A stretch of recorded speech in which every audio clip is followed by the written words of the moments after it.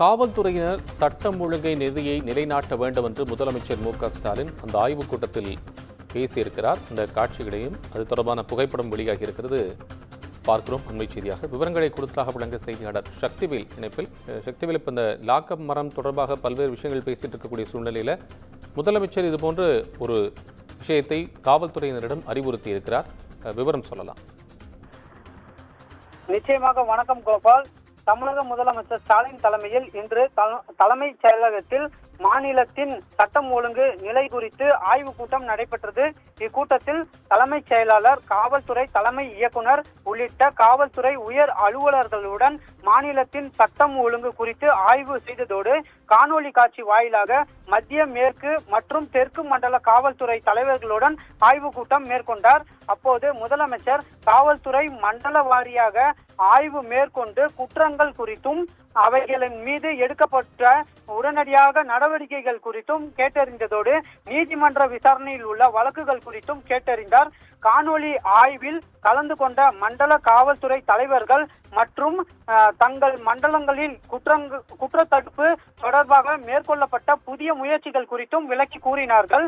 கூட்டத்தில் தமிழக முதலமைச்சர் திமுக அரசு பொறுப்பேற்றதிலிருந்து மாநிலத்தில் சட்டம் ஒழுங்கு, பொது அமைதியை மிக கவனமாக கையாண்டு வருவதையும் இவ்வரசால் எடுக்கப்பட்ட நடவடிக்கைகள் மூலம் தமிழ்நாட்டில் தொழில் வளர்ச்சி, தொழில் முதலீடு, புதிய தொழிற்சாலைகள், புதிய வேலை வாய்ப்பு போன்றவற்றை அதிகரித்துள்ளதையும் குறிப்பிட்டு அத்துடன் அனைத்து தரப்பு மக்களும் அமைதியாகவும் வாழ்கின்ற மாநிலமாக தமிழ்நாடு திகழ்கிறது என்றால் அதற்கு காவல்துறையின் பங்களிப்பு மிக முக்கியத்துவம் வாய்ந்ததாக விளங்குகிறது என்று குறிப்பிட்டுள்ளார்.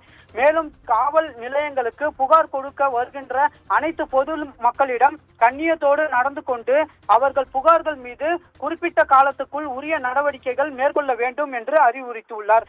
மேலும் கஞ்சா, கள்ளசாராயம் வழக்குகளில் கைது செய்யப்படும் குற்றவாளிகளுக்கு விரைந்து தண்டனை பெற்றுத்தர தகுந்த நடவடிக்கைகளை மேற்கொள்ள வேண்டும் என்றும், போதைப் பொருள் நடமாட்டத்தை கட்டுப்படுத்தவும் தீவிர நடவடிக்கைகள் மேற்கொள்ளப்பட வேண்டும் என்றும் அறிவுறுத்தினார். அத்துடன் சட்டம் ஒழுங்கு தொடர்பான முக்கிய பிரச்சனைகள் ஏற்படும் போது தொடர்புடைய காவல்துறையினர், உயர் அலுவலர்கள் உடனடியாக ஊடகங்களை சந்தித்து அந்த பிரச்சனை குறித்து தெளிவாக விளக்கம் அளித்து வதந்திகள் பரப்புவதை தடுத்திடவும், காவல்துறையின் மீதான நம்பிக்கையை நிலைநிறுத்தவும் அது உதவும் என்று சுட்டிக்காட்டியுள்ளார்.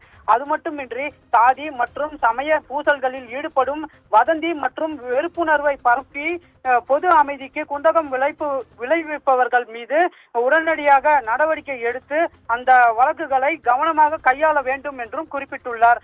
அது மட்டுமின்றி பொது இடங்களில் சிசிடிவி கேமரா பொருத்துவது, குற்ற தடுப்பு நடவடிக்கைகள், சமுதாயத்தின் பங்களிப்பை ஊக்குவிப்பது போன்ற நடவடிக்கைகளை மேற்கொண்டு குற்ற செயல்கள் நடக்காமல் தடுப்பதற்கான நடவடிக்கைகளை எடுக்க வேண்டும் என்றும், காவல்துறையினர் முழுமையாக செயல்பட சுதந்திரம் அளிக்கப்பட்டுள்ள நிலையில் காவல்துறையினர் சட்டம் ஒழுங்கை பேணி காத்து நீதியை நிலைநாட்ட வேண்டும் என்றும் முதலமைச்சர் அறிவுறுத்தியுள்ளார். இக்கூட்டத்தில் காவல்துறை உயர் அலுவலர்கள் மற்றும் அரசு உயர் அலுவலர்கள் ஆகியோர் கலந்து கொண்டு உள்ளனர். கோபால், உங்கள் முழுமையான விவரங்களுக்கு நன்றி சக்திவேல்.